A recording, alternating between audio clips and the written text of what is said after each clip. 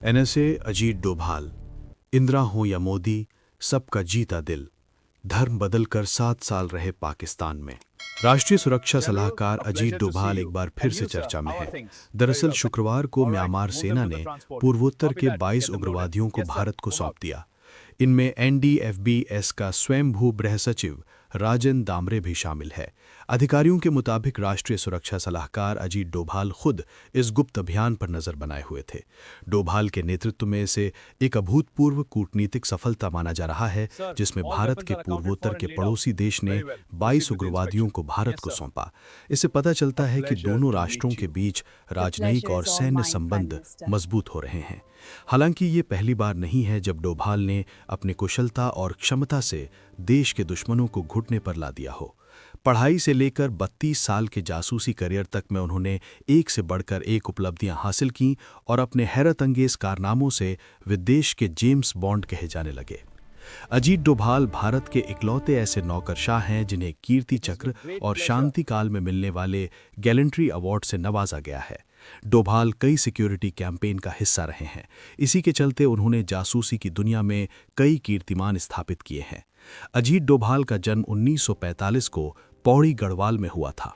उनकी पढ़ाई Ajmer military school में हुई है। केरल के 1968 बैच के आईपीएस अफसर डोभाल अपनी नियुक्ति के 4 साल बाद 1972 में ही इंटेलिजेंस ब्यूरो आईबी से जुड़ गए थे। उन्होंने अपना ज्यादातर समय खुफिया विभाग में जासूसी करके गुजारा है। वो 2005 में आईबी की डायरेक्टर पोस्ट से रिटायर हुए हैं। उन्होंने अपने पूरे करियर में सिर्फ 7 साल ही पुलिस की वर्दी पहनी है। वो मल्टी एजेंसी सेंटर और जॉइंट इंटेलिजेंस टास्क फोर्स के चीफ भी रह चुके हैं। डोभाल को जासूसी का लगभग 37 साल का अनुभव है। वो 31 मई 2014 को देश के राष्ट्रीय सुरक्षा सलाहकार बने। आपको जानकर हैरानी होगी कि खुफिया एजेंसी रॉ के अंडर कवर एजेंट के तौर पर डोभाल 7 साल पाकिस्तान के लाहौर में एक पाकिस्तानी मुस्लिम बनकर रहे थे। जून 1984 में अमृतसर के स्वर्ण मंदिर पर हुए आतंकी हमले के काउंटर ऑपरेशन ब्लू स्टार में जीत के नायक बने अजीत डोभाल रिक्शा वाला बनकर मंदिर के अंदर गए और आतंकियों की जानकारी सेना को दी, जिसके आधार पर ऑपरेशन में भारतीय सेना को सफलता मिली।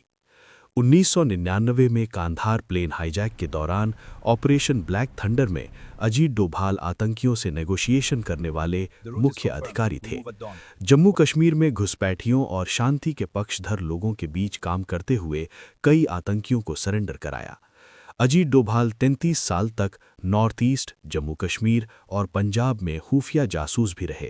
वो 2015 में मणिपुर में आर्मी के काफिले पर हमले के बाद म्यांमार की सीमा में घुसकर उग्रवादियों के खात्मे के लिए सर्जिकल स्ट्राइक ऑपरेशन के हेड प्लानर रहे। डोभाल कई ऐसे खतरनाक कारनामों को अंजाम दे चुके हैं जिन्हें सुनकर जेम्स बॉन्ड के किस्से भी फीके लगते हैं।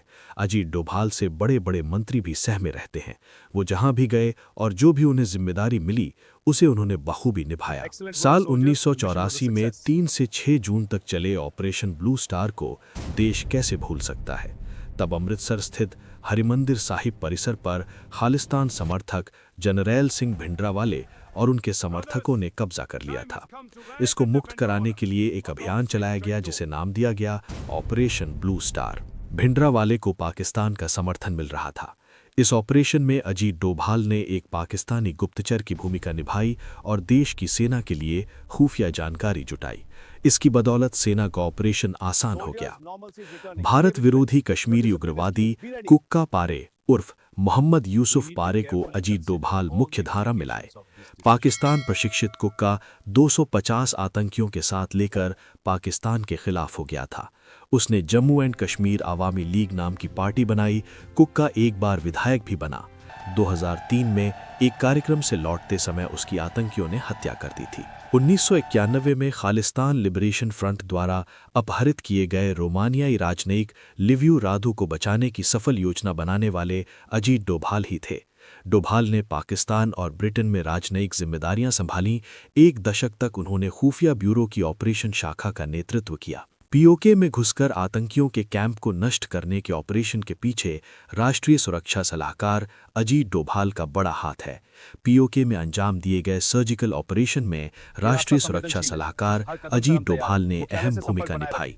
अजीत डोभाल कब कौन से ऑपरेशन को अंजाम देंगे, इस बारे में तभी पता चलता है जब ऑपरेशन पूरा हो जाता है। कुछ ऐसी ही भूमिका उन्होंने अनुच्छेद 370 के हटाने में भी निभाई।